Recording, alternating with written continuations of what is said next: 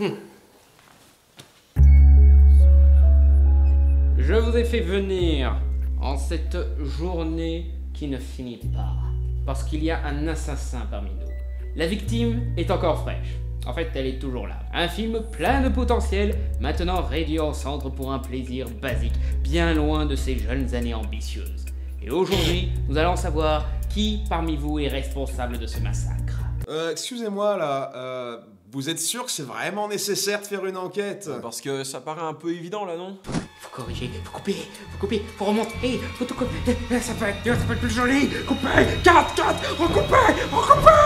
Ouais, alors, je suis désolé les gars, moi aussi, j'aurais bien aimé régler l'histoire tout de suite, mais malheureusement... Coupable! Vous êtes tous coupables, vous allez tous payer pour ce que vous avez fait à ce film! Ouais, donc soit vous me laissez faire mon enquête, soit les forces du fanboyisme vous envoient tous en tôle. Maintenant que tu le dis, vaut mieux les laisser faire. J'ai déjà eu affaire à eux par le passé et ça finit rarement bien. Mais non, dis pas ça, on peut faire confiance aux fans quand même, ils sont pas si cons que ça, hein.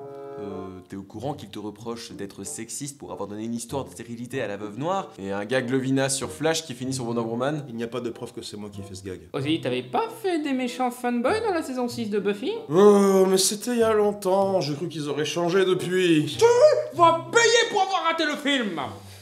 Ouais, bah comme tu peux le voir, pas du tout. Et du coup, pour démontrer en quoi cette histoire est beaucoup plus compliquée qu'on ne le croit, on va étudier ce cas. Si vous suivez mes vidéos d'avant cette chaîne, vous savez que j'ai régulièrement défendu les films du DC Extended Universe, plus particulièrement Man of Steel, qui est mon Superman préféré, sans être le meilleur film Superman, ça c'est Superman Returns, et Batman v Superman, que j'ai défendu pour ses ambitions, mais aussi tabassé pour ses maladresses et ses soucis de concept, histoire d'apporter un juste milieu à la confrontation entre ceux qui pensent que c'est le pire film et ceux qui pensent que c'est le meilleur film. Eh, t'as pas parlé de Suicide Squad et Wonder Woman? Ah oui, en effet. Bon, alors du coup, Suicide Squad, grosse dôme malgré un chouette casting, parce que oui, je défends Will Smith, Margot Robbie et même Jared Leto.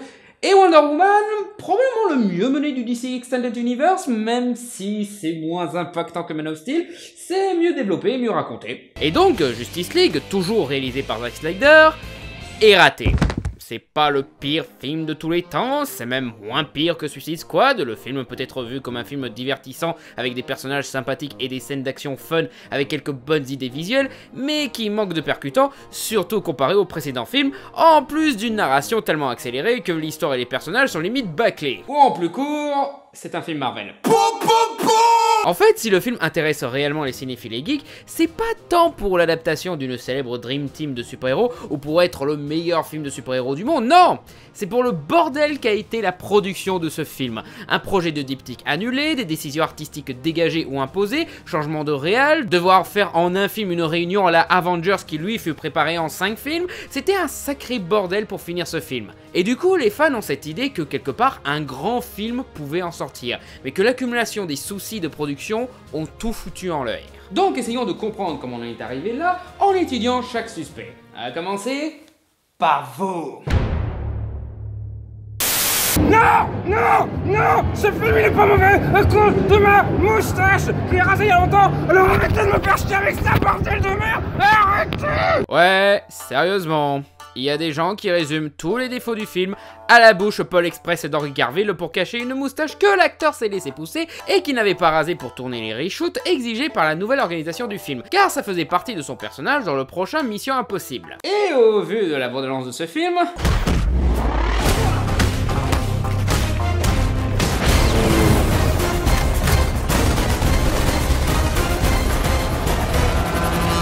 Tu m'étonnes qu'il le privilégie à un film bordélique comme Justice League. Et franchement, ça me saoule tous les gens qui se plaignent de l'effacement de la moustache d'Henry Cavill. Alors oui, ça fait un effet vallée dérangeante, mais bon, ça ne m'a jamais gêné dans Paul Express ou Beowulf, et ça ne me gêne pas tant que ça ici. Mais je comprends que ça gêne d'autres. Mais surtout, il n'y a pas tant de scènes avec ces effets un peu ratés que ça. Déjà que Superman lui-même est pas très présent, les scènes retournées sont à peine la moitié de son temps d'écran, donc... Ouais, on chipote à ce stade.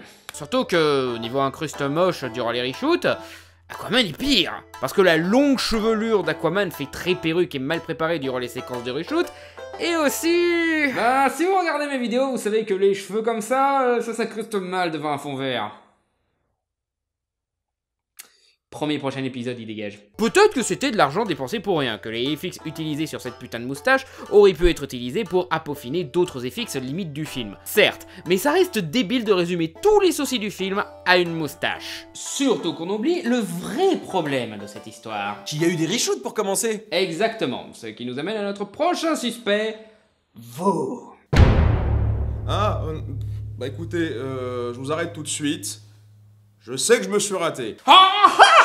J'aurais aimé sauver le film, mais quand je suis arrivé, je voulais pas faire un gros film de super-héros avec beaucoup de personnages et de sous-intrigues dans des conditions de travail expéditives, car j'avais déjà fait un burn-out à cause d'Avengers 2, que j'avais déjà du mal à maintenir debout, tu vois. Dans ce film-là, je me suis même retrouvé à faire des trucs que j'aimais pas du tout, comme la scène où Thor fait trempette dans une piscine d'exposition, Bref, quand je suis venu dans le DCEU, c'était surtout pour faire un film plus modeste, un film solo Batgirl. Mais c'était le bordel dans la production de Justice League et j'étais vu comme un sauveur pour Warner et DC qui voulaient leur propre Avengers et j'ai accepté pour que finalement l'envie de faire un film Batgirl disparaisse, autant pour moi que pour les producteurs. Donc, après une carrière chaotique de correction de projets pourris et d'idées de films de super-héroïnes annulés, tu as enfin un succès planétaire qui devrait t'ouvrir toutes les portes pour faire tous les projets que tu veux, pour que finalement, tu te retrouves avec une carrière chaotique où tu corriges des projets pourris et où tes idées de films de super-héroïnes se font annuler. De quoi? Ouais, je me suis un peu senti comme lors de l'annulation de mon projet Wonder Woman, ou quand ils m'ont appelé pour sauver Titan AE, une production qui partait en couille, un autre film tout pourri qu'on m'a demandé de sauver, là. Ah ça! Bon, il était pas si mal que ça, ce film. Si il l'était.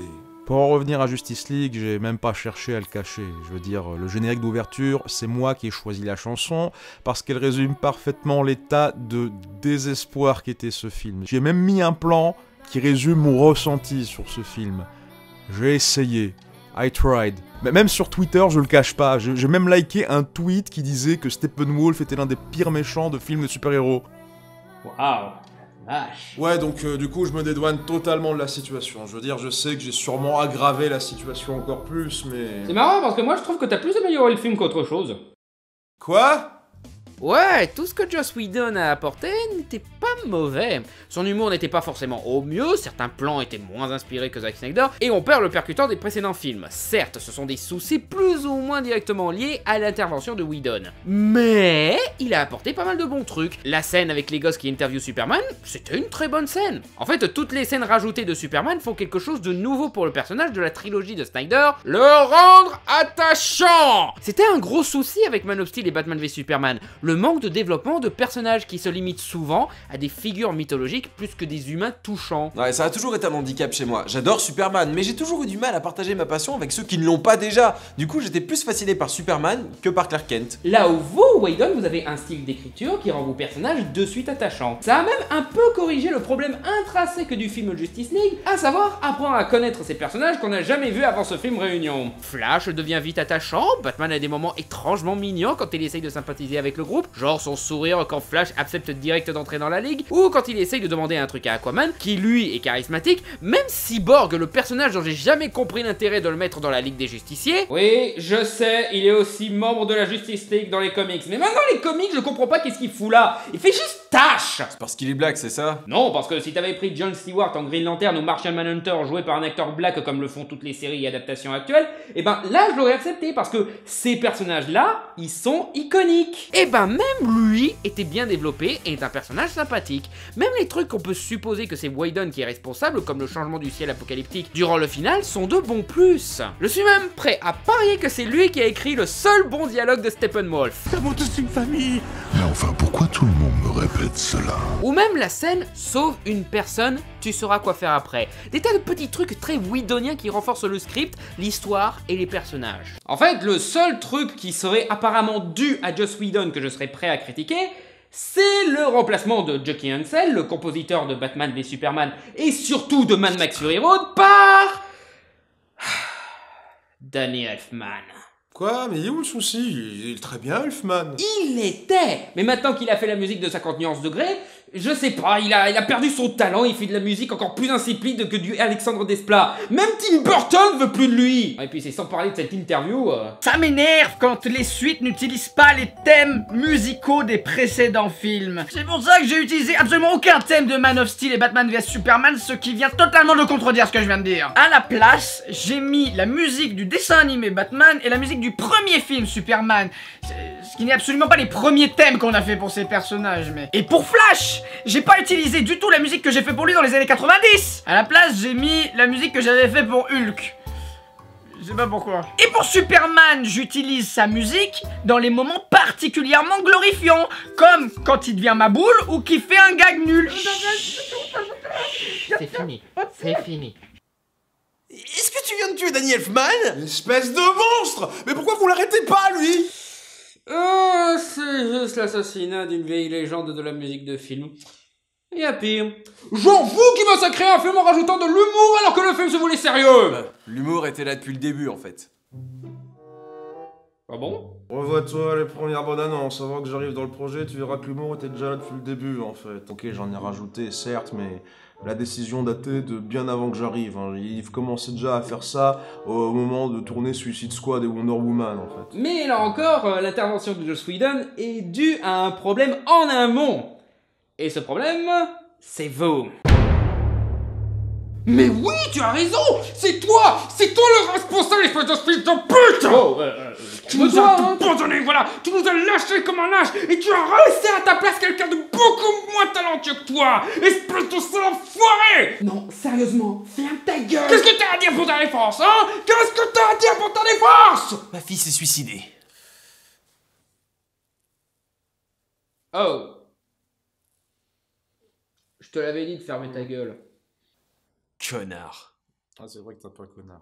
Ouais, beaucoup de soucis du film sont liés au départ précipité de Zack Snyder. Mais franchement, je me vois mal le lui reprocher, vu qu'il a dû partir pour retrouver sa famille après un terrible drame, et qui, franchement, n'avait plus la tête à faire un film de super-héros plus lumineux que les précédents films. Mais après, le travail de Snyder, avant son départ, peut être étudié et jugé, et... oui, on peut y voir des soucis. Déjà, son imagerie de moins en moins inspirée, ses tentatives d'humour à la Marvel qui quelquefois marchent et d'autres fois, il est clairement passé sur Facebook, et le script lui-même qui n'a plus l'ambition politique, morale, dilemme des constructions de super-héros à la Watchmen des précédents films, ni même le percutant des scènes d'action qui sont bien molles comparées au fun, dynamique et puissant Man of Steel. Parce que c'est censé l'être, j'avais prévu de rendre ce film moins dark que les autres pour la logique thématique des héros qui apportent de l'espoir ensemble. Bah non, parce que malgré ça, le film est moins ambitieux, l'action est beaucoup moins puissante, et même l'enjeu est en dessous de ce que faisaient les précédents films. Et au final, c'est Man of Steel qui se retrouve avec le plus gros enjeu et le meilleur final. Et c'est le premier film de cette trilogie chaotique. Même les rumeurs sur Black Superman, beaucoup pensaient que Superman ressusciterait de son côté et sortirait avec une barbe et costume noir, et que Whedon a remplacé ça par Batman qui ressuscite Superman avec la boîte mère et amenant à la scène où Superman devient fou. Mais non, on peut voir des making-of où Snyder a dirigé cette séquence. Et il y aurait pas mal de preuves comme quoi cette image de Black Superman serait un fake. En fait, encore une fois, Whedon a même corrigé ce passage en mettant en place un stratagème de Batman consistant à faire venir Lois pour calmer Superman, montrant une bien meilleure préparation pour ce plan risquant de tourner Pet Sematary. Alors que dans le montage de Snyder, beaucoup de sources disent qu'elle passait juste par là et a entendu du bruit. Encore une fois, Whedon a apporté de bons changements malgré quelques ratés, car l'intention de marveliser Justice League se faisait dès la fameuse Snyder Cut. Mais ça, c'est pas à cause de moi, hein. Je sais. Alors pourquoi tu le dis pas directement? Eh bien, coupe encore, c'est pas encore parfait. Coupe.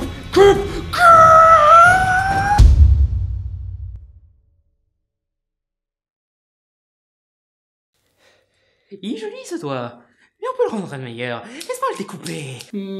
C'est vrai qu'il a l'air un peu suspect, mais je suis pas sûr. T'es sérieux?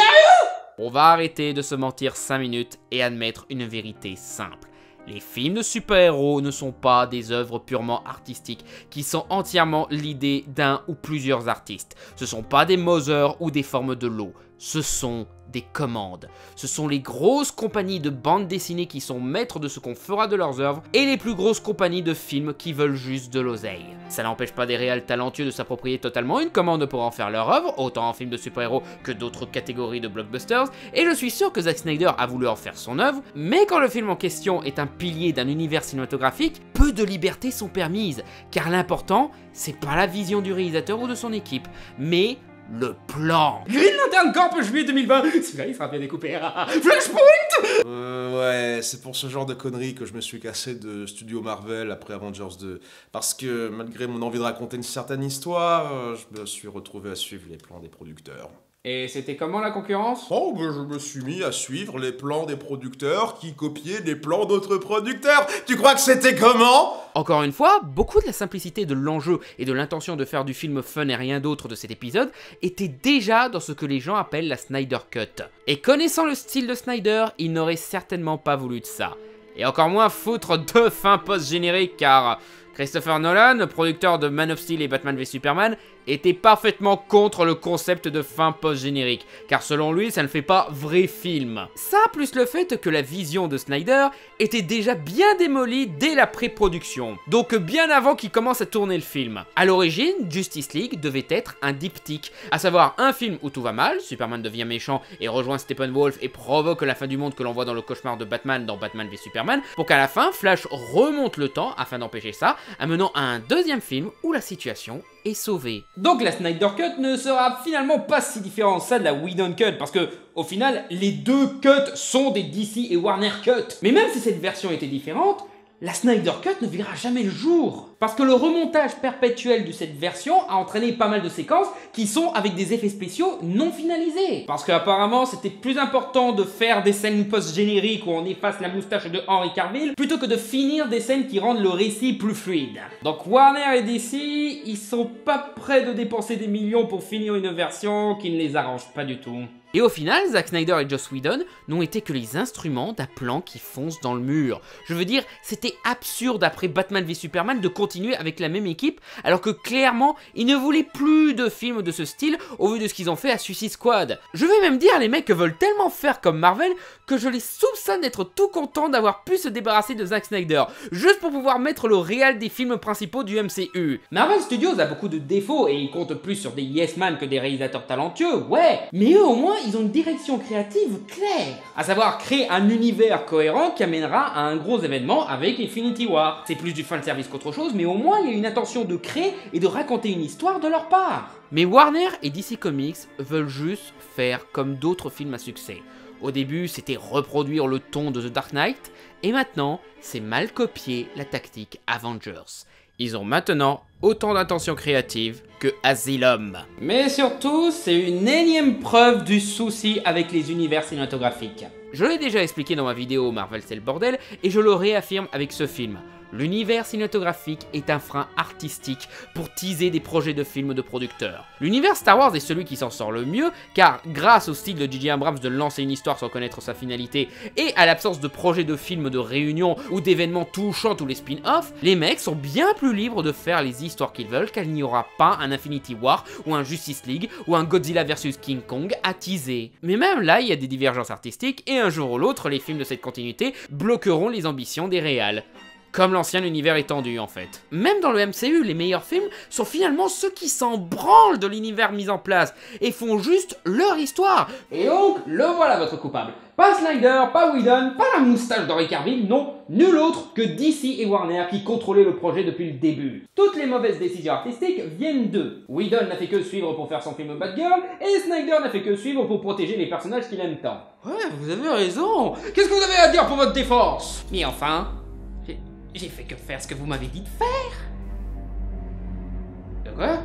Dire, oui, j'ai tué Justice League, mais uniquement parce que vous m'avez poussé à le faire. Ouais, mais... C'est quoi vous me dites? Quoi? Oh mon dieu! Mais c'est logique! Twist ending. Mais quoi? Mais... Vous vous foutez de ma gueule?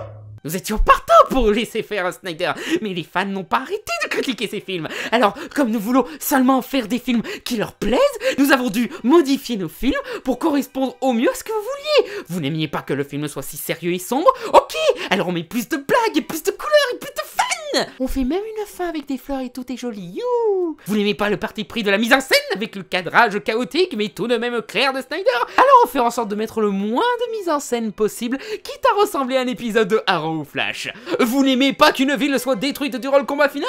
Alors désormais, toutes les batailles finales se passent dans des villes désertes, un entrepôt abandonné ou des bâtiments pourris. Vous n'aimiez pas que Superman se retrouve dans des situations moralement ambiguës ou ne peut tout simplement pas s'en sortir sans se salir les mains et les questionnements existentiels d'un tel super-héros? Alors on arrête tout ça pour juste faire de la baston fun et offrir aucun développement de personnage à qui que ce soit. Je veux dire, vous n'arrêtez pas de dire que nos films ils sont pas bons parce qu'ils sont pas comme Marvel. Et ben maintenant on les recoupe pour qu'ils soient comme Marvel. C'est ce que vous vouliez, non?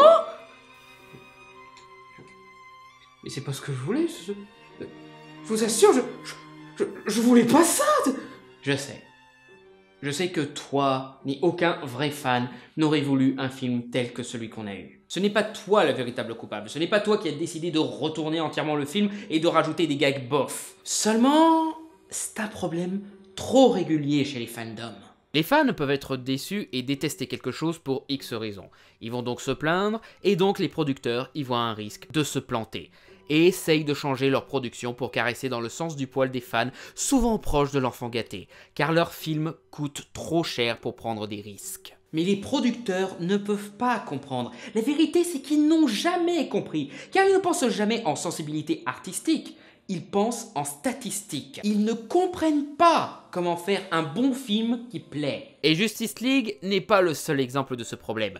Dragon Ball Evolution, X-Men 3 et Origins Wolverine, même des vieux films comme les suites qui font que refaire le premier film comme Maman j'ai encore raté l'avion ou Die Hard 2, des films entièrement contrôlés par les producteurs qui montrent qu'ils ne savent pas comment faire plaisir aux fans, si ce n'est qu'en reprenant et exacerbant des éléments superficiels de ces films à succès. Parce que les producteurs ne sont que des financeurs. Les mieux placés pour ça sont les réalisateurs et leur équipe créative.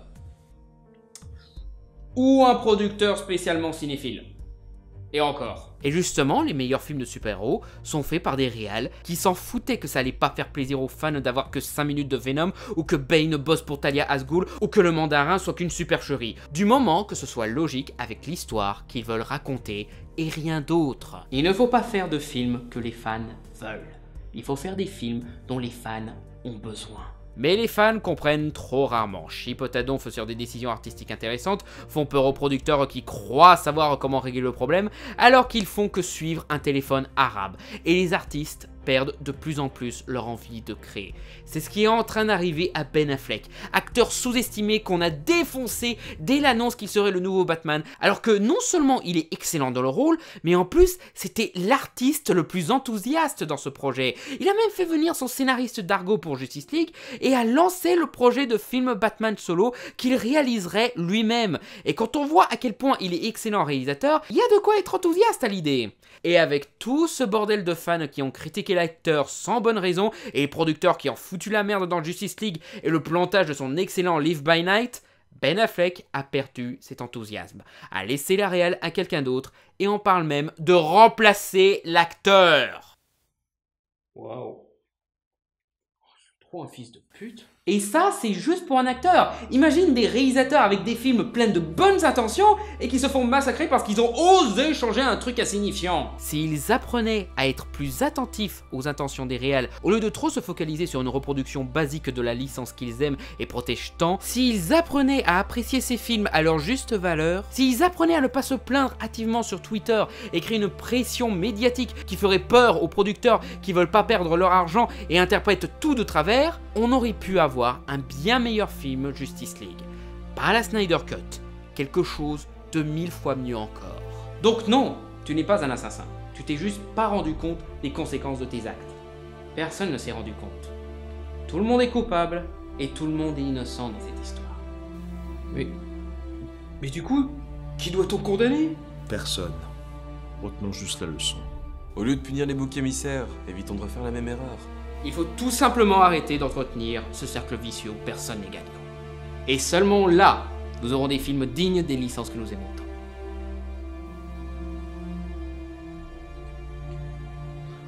Bon, après, le film, il était pas si mal que ça, hein. Ça reste quand même mieux que Spider-Man 3, hein. Ok, c'est foutu. Ouais, allô, George Miller? Ouais, bonne nouvelle, j'ai tué tout le monde, donc du coup tu vas pouvoir faire ton film Justice League Immortal que tu rêves de faire depuis des années.